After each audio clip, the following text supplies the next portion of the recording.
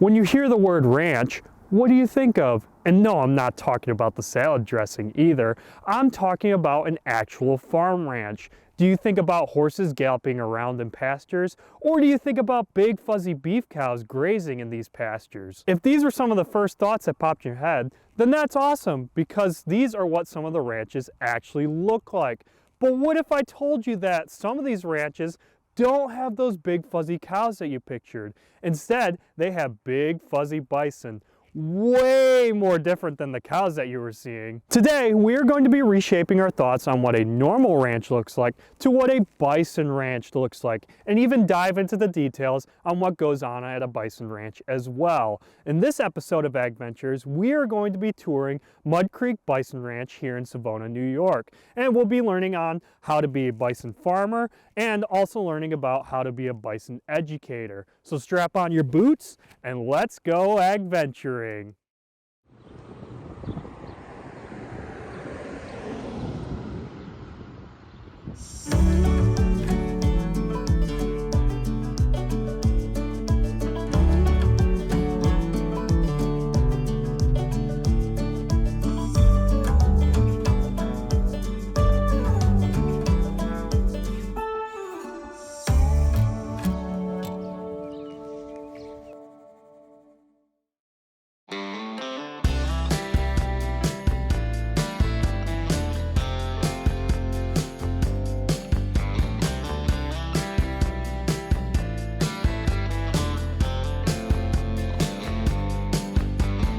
Howdy everyone, my name is Isaac the Ag Guy, and welcome back to Agventures. But more importantly, welcome to Mud Creek Bison Ranch. Today in the ranch, we're going to explore what goes on here and even learn a few facts about the bisons themselves. But before we get into that, let's go over a little bit on how Mud Creek became, well, Mud Creek.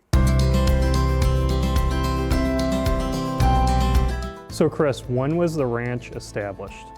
We started the ranch in 2008, but it wasn't exactly the bison ranch. It was just our family farm. It was a place for us to go during the summer times and camp, hang out by the pond. But we got our first 4 bison in October of 2013 and have expanded ever since.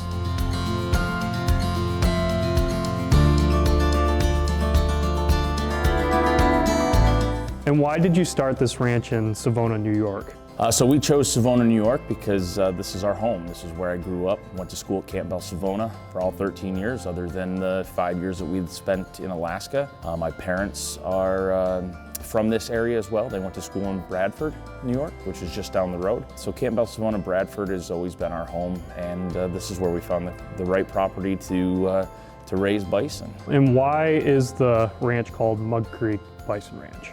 So Mud Creek actually runs through a portion of our ranch here in Savona. And Mud Creek flows from the north, I guess it would be the northeast, to the southwest corners of our ranch. So Mud Creek Bison Ranch got its name that way, but it's also kind of coincidental. The MCBR are our initials. M and C are both my mother's and my father's initials for Oh, no way. Mike Comstock and Melinda Comstock. Oh, okay. It's just kind of a cool little irony. So Chris, how did you get the bison to this ranch? So like I said, we got our first 4 animals in October of 2013, and it was 2 cows and their calves. My father has this kind of thinking that if you're gonna feed one, you might as well feed 100. The same farmer, the same rancher that we had got those first 4 from, he was looking to get rid of his bison herd, and he was local. So we purchased the rest of his herd. And then, again, you might as well have, if you're gonna have 20, you might as well have 200, right? So my father did some research online, and he found a protected species herd, which are the Canadian mountain bison or the wood bison. And they had been imported in the early 90s from Canada to Minnesota. He went out and heard that this herd was for sale. The gentleman was getting later on in his life and couldn't take care of them to the best of his ability. We went out, my father looked at him, said, yep, I'm interested. We bought him right then and there, and we took about 2.5 months traveling back and forth from New York to Minnesota. to wrangle them up. So what is the goal for Mud Creek in the future? So another crazy saying my father has, if you're not growing, you're dying, right? So yes, we could probably maintain the herd that we have currently, but we have some unique species of animals. You know, we have a protected species of bison, the wood bison, and our goal is to eventually create a new habitat for them or repopulate a habitat they once had up in the Adirondack Mountains. And everything that we do is another stepping stone to move to our end goal. So it was to start with the farm here in Savona, prove the concept, make sure that we understood how to take care of these animals to the best of our ability, and then purchase the property up in Prattsburg, expand the herd, see how they would do in the more inclement terrain. And so far, with having 100 animals up there, they're thriving, they're doing excellent. So it's just that next step towards finding the correct property up in the Adirondacks, you know, making sure that we have the ability to create the preserve and, you know, leave that legacy of reintroducing the wood bison or the mountain bison back to the Adirondack Mountains. It's always exciting to learn how an idea transpired into an enterprise, especially when it comes to Mud Creek Bison Ranch. However, what can be more exciting is the behind-the-scenes action that occurs when an enterprise is in business. And that, folks, is what we're going to check out next, as we're going to experience the day-to-day activities that occur at Mud Creek Bison Ranch.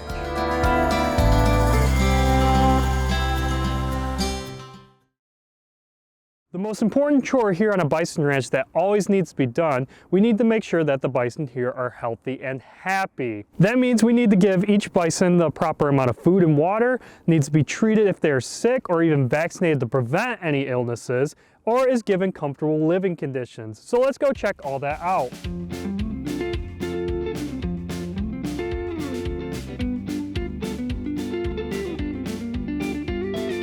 All right, so today I'm here with Mike and we're gonna go feed some bison.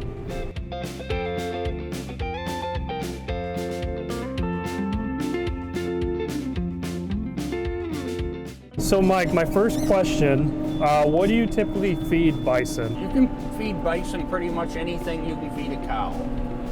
Anything from corn to a lot of times we like to feed beets. Beets are real good for them. Hay.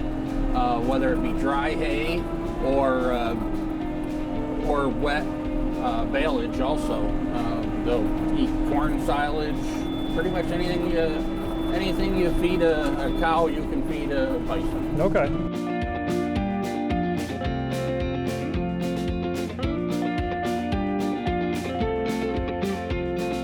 So Mike, my next question is, how many times a day do you feed these bison?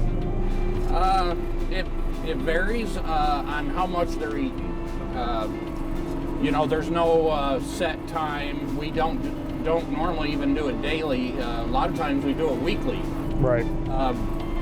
I'll put in enough hay to last them for 5 to 7 days. But different times of the year, they'll eat different amounts of food. You know, in the spring when they're getting ready to calve, they'll just tear through it. This time of year, when we're feeding just dry hay, not so much. Right. So usually between 75 and 100 bales a week to this time of year to just keep them fed. There again, we're not trying to fatten them in the wintertime. We're just trying to make sure they stay alive and healthy, right?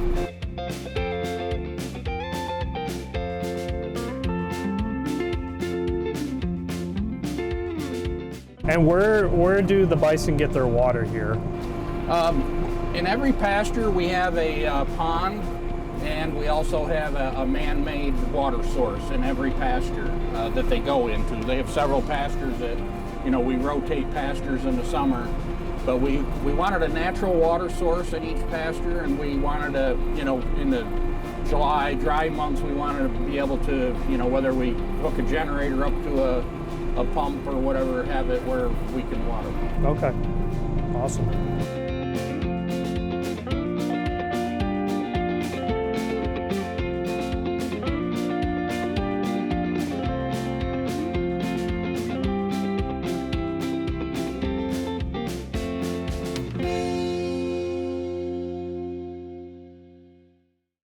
After the bison are fed and given water, then Mud Creek has to make sure that each bison eats and drinks the water that is provided for them. If a bison doesn't eat or drink for some time, that can usually mean that he or she has a health problem and will need to be nursed back to full health. Anyways, let's get another look at what this is all about.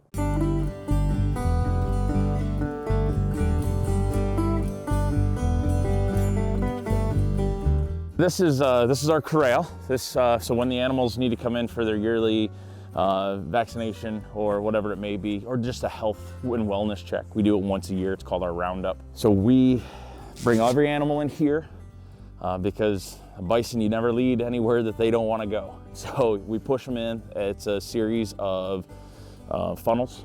So 300 animals progressively pressed down tighter and tighter. They come into this round area, and it's completely round because of, if you give bison a corner, a 90-degree corner, they will start piling up into it and eventually will break through. So this is the safest way to work our animals. They know that's the exit gate, so they want to get out there. We have a piece of equipment with a steel push bar, but it's rubber coated for their safety. And we try to single out or get 3 or 4 at a time. And as they come through here, because they know that's the exit gate, that's the way they naturally want to go, then we are able to push them down through here. And I say push, it's not a physical push, it's just more of something wide enough to take up the open space so they can't get back on us. And then as they go around through, they progressively get narrower and narrower, and by the time they come out the end where the squeeze chute is, they're single file. As far as the illnesses for these animals, there's not one recorded case in history that I know of a bison having cancer, let alone dying from it. They're pretty adept to, almost immune to most illnesses. Like I mentioned before, though, the tuberculosis is a concern. However, New York State is a TB-free state. When we brought that herd from Minnesota, they weren't a TB-free, so they did require testing to make sure that they were healthy to transport. Normally, when we do our roundup, it's predominantly to check for pink eye, and it's more blood samples to make sure that our mineral content, our levels are where they need to be. You know, selenium, vitamin E, the beta carotene, all of the stuff that keeps them healthy, and they can't get it naturally. I mean, because there's no selenium mine over here in this corner of the property. So, but we do give free choice. They have open troughs of minerals all year round, mineral blocks, selenium blocks, all of that for them. And then we also want to make sure, because they are a grazing animal and they do poop on the ground, so they poop where they eat kind of thing, parasites can become an issue. So having enough property, having enough pasture and green grass for them to rotate pastures is a big job for us throughout the summer months. We're feeding hay pretty much all year round, whether it's dry, wet bales, haylage, that kind of thing. And then we do offer some corn to predominantly the cows, especially when they're nursing, because we can double up on their minerals, make sure that they have everything that they need to produce healthy calves. So what are some of the things that you do to prevent illnesses and sicknesses from spreading into the herd? One of the things that we do is, not only do we have a fresh water trough for them, it's a recirculating pump, so it maintains a 55-degree temperature for their water, so it's cool in the summer, warm in the winter. But we also have several ponds. This used to be a gravel pit, so we're really close to the groundwater level. So bi-monthly, we actually pump those smaller ponds that they water in, just because they are animals. So sometimes one will be drinking, one will be peeing, that kind of thing. So we just try to keep that fresh water coming in, and that way we try to cut down not only on the mosquitoes, but the parasites that could possibly be through the water. We do administer vaccinations when necessary. We do not administer growth hormones, growth antibiotics, anything like that. It is when it is needed. So if an animal has, like I said, pink eye, or if they're showing extreme weight loss, and it's very apparent that they have either a stomach worm, a roundworm or something like that, we will administer an antibiotic. But it's not a regimen. It's not monthly that they get shots. And with these animals, it's not like we can walk up to them and just give them their pills. We put them through the corral, run them through the squeeze to get them to where we can administer a shot. So what is the procedure here at Mud Creek when a bison does fall ill? Our procedure is almost minimal. If there's an opportunity for us to help that animal, we'll do everything in our power to make sure that we bring them back to full health. Unfortunately, in the case of, say, a cow with a breached calf, we hope that we've done everything up to that point to the best of our ability that it doesn't occur.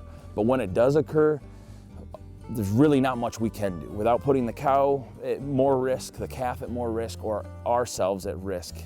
It's not like we can get out there and help pull it. At that point, it's more of a nature has to take its course, and hopefully there's a positive outcome.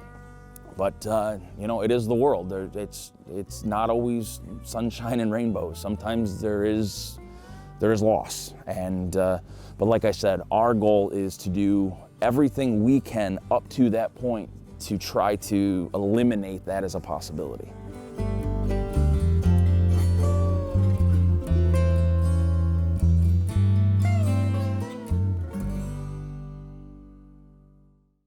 The final part that we'll be looking at today regarding bison hospitality is the living conditions that Mud Creek provides for the bisons here at the ranch. So let's go check out their cozy pastures.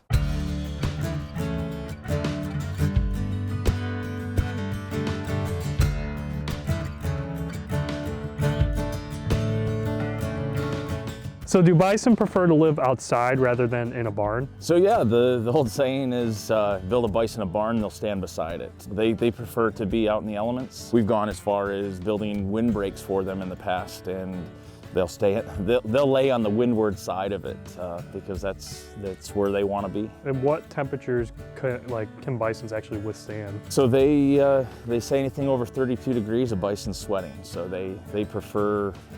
They're very majestic and very, very unique to see out in the snow because they're playing and running and jumping, and they're completely in their element.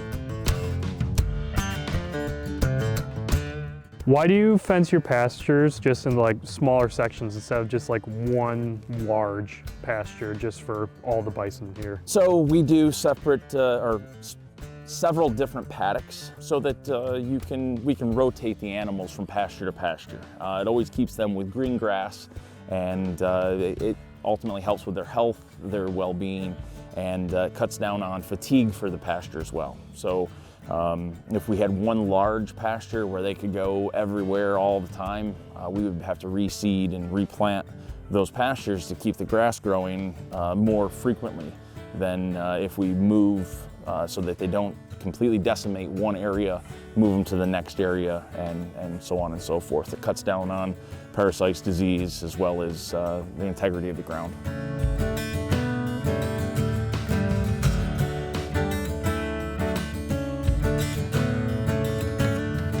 So what happens if, let's say, you know, fence breaks, like a bison just somehow just plows right through it, or what happens then? All hands on deck. We hate to see it, but it has happened. Most instances, if the fence is broke, say a tree comes down on it, and an animal gets out, 99% of the time that animal is looking to get back in. People ask, how do you keep your animals in the fence? You can build any fence you want. If there's a way to get out, they'll find it if you don't keep them happy and healthy. Keep them with companionship. You know, they don't want to be solitary out in the wild or running around by the highways and stuff like that. They want to be with their herd. They know where their family is. They know where their food and water is. Yeah, actually what we see more often than not is if an animal gets out, because say it was laying too close to the fence, rolls over, rolls through the fence, something like that. They do more damage getting back in than they do getting out. And how do you fix the fence in that instance? First thing we do is contain the animals. If there's another pasture that they can go to eliminate the possibility of them getting out through the break, we do that first. If not, then it's we have portable steel gates that all connect together. And as we drove around the farm, I'm sure you noticed there's these turnbuckles every so often. What that does is it allows, if a break happens here, you don't lose the entire 2.5 miles of fencing all to the ground. It's actually contained to a small area. So we have, like I said, those steel gates that connect together and can be a temporary fence until we can get the fencing fixed, or we have the high tensile and crimps, and almost every truck on the farm has tools willing and able to fix it. Staples, I mean, these are a very essential part of our day-to-day life, not only getting us to and from the farm and feed stores and stuff like that, but to make sure that we can get to where we need to on the farm at all times.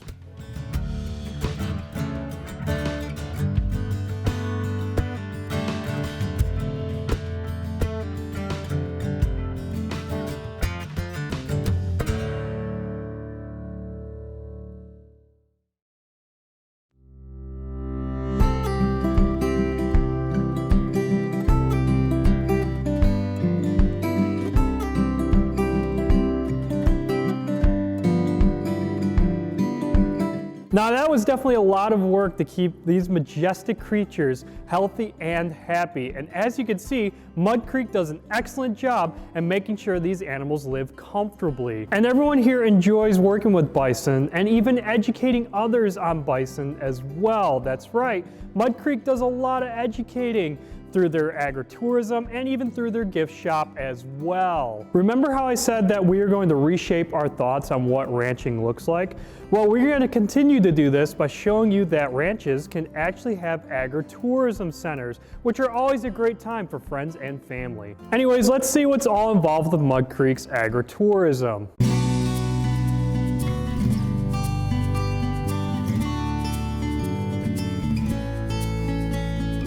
All right, so now I'm here with Chris again, and we're gonna talk a little bit more about Mud Creek's agritourism. So Chris, what does agritourism look like here? So we currently offer a self-guided driving tour. That's where people come in with their own vehicles. They check in at the front window, and they can do about a half an hour long tour driving around the ranch, seeing the animals in the pastures. Along with that tour, we have a radio commentary. So you tune your radio station into an FM channel, and you can listen to a commentary, a little history of our farm, our family, the animals, that kind of thing as you drive around. There's some Native American stories involved in that, and just a lot of really cool information about the bison. Then when they're done, they have the opportunity to come into the gift shop, see all of the locally made, handcrafted gifts that we have. Along with the agritourism, we do a lot with schools for field trips, spring, summer, fall, winter. We've had FFA, 4-H clubs, Boy Scouts, Girl Scouts. We also do quite a bit of charity work for some local hospitals and local churches as far as doing donations and events like that. We do family fun on the farm throughout the harvest season, and we do our Pioneer wagon rides and a whole bunch of different things throughout the summer. So there's lots to do here at the ranch. It's just a matter of when.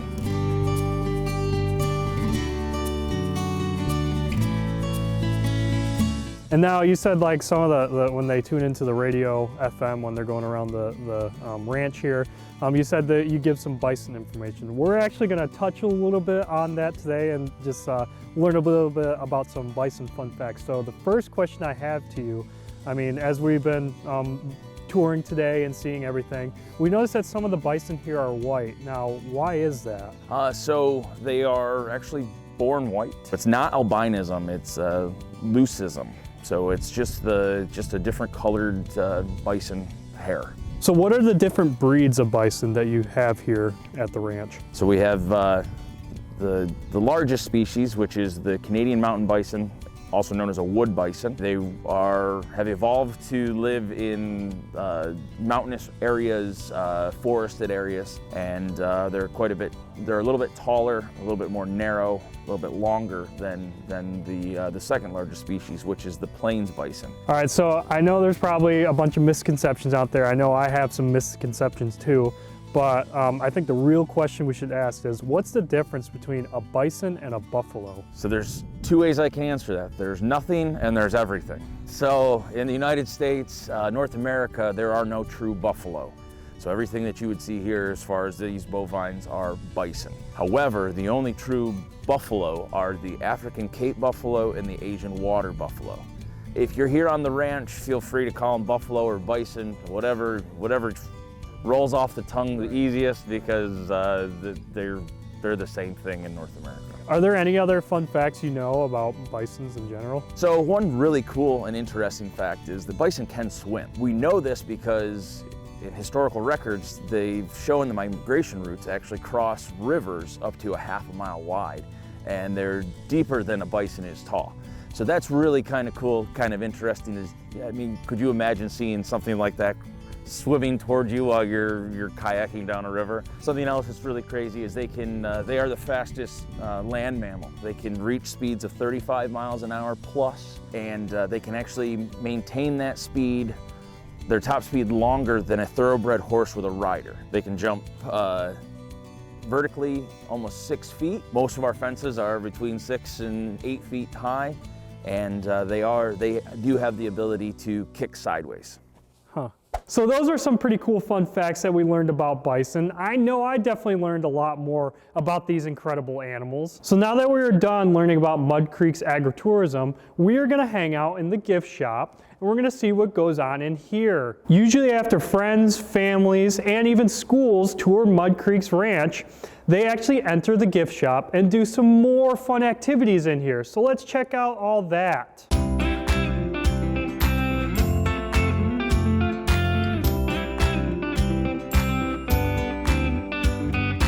So what are some of the bison products that you sell here? So probably our number one product that we sell is our bison meats, our snack sticks and our jerky. It is a healthier alternative to beef and pork products because like our snack sticks, we only use 1/4 of the curing salts because of the lack of fat. We're leaner than chicken and fish with more protein than beef. It's high in iron and it's a flavor that's it's not gamey, but the flavor is held in the protein and not the fat. So bison steaks sell really well, and snack sticks are probably our number one seller.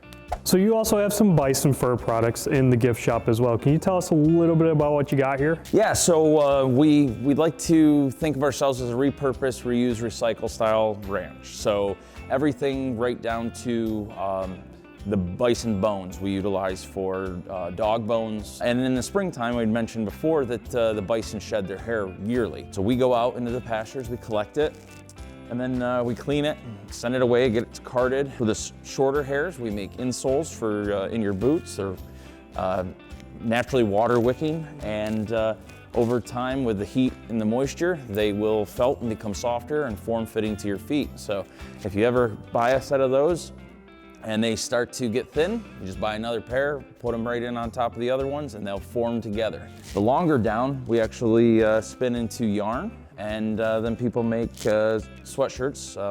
My mother knits a lot with it, so hats, sweatshirts, gauntlets, gloves, socks. All made out of? All made out of bison hair. We do add a little alpaca to it from a local farm, just to, because like I said, the hairs aren't quite long enough, all of them, to create a nice yarn, so we use the alpacas and it meshes well with it. So when you do get tours that come through here, like families and friends and just school groups, like what are some of the things that you do, or what do you show them when you're in the when they're in the gift shop? So yeah, outside of the tour and doing the outside activities, we also have like a touch and feel station. So I have a couple examples of some of the things that we show kids. So this is the hair that they shed in the springtime, and it comes off just like this in sheets. And then everybody's always interested in, well, they're a big animal, but they don't really understand how big their horn caps really are. And we'd like to just show the difference between like a deer antler that falls off yearly versus a horn cap or a horn that continuously grows for the entire life of the bison. So what we have here is the difference between about a 5-year-old male and a 5-year-old female. Oh, wow. So yeah, there is a significant difference, but think about it, the females have to use that nutrition to develop babies and produce milk, whereas a male's only goal in life is to help produce babies, and other than that, these are for show and fighting. So. And then this here is just another example of a younger female. What some people ask, well, does it hurt them? Yeah, it's like getting your fingernail taken off if they do come off, but they're designed like that so that it doesn't affect the bone within the horn. So yes, unfortunately we do have some of these around, but it's a really cool thing to show people how hard they are and to show that it's actually compressed hair, just like our fingernails and toenails are. Some of the other fun things that kids do when they come here, specifically the school trips, you know, pre-K, 1st, 2nd, 3rd grade. We have a local artist who cuts out a bunch of these, or a local woodworker that cuts out a bunch of these templates of bison. We put our stamp on them, and then we do, the kids can color them. We set up a station, and they can make them as color correct or be as whimsical as they want to. And when the schools are all done, we get a picture out by the main door, and then it goes up on our Facebook page, and it goes on the school's Facebook page normally. So just kind of, it's a little keepsake for them to go home with, something to remember us by. For sure.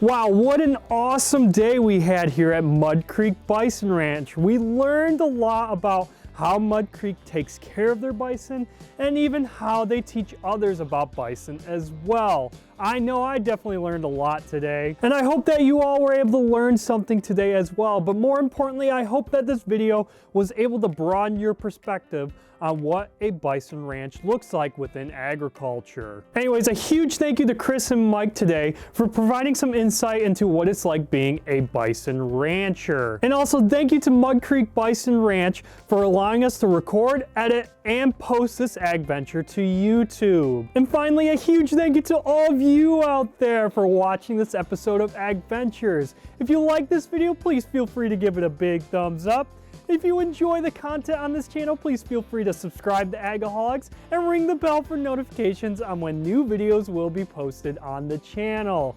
Thanks again for watching, and stay safe out there, y'all.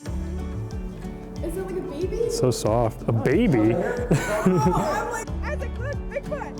What are you talking about? Look! Oh! So majestic. This is gorgeous creatures. Go Bills, am I right?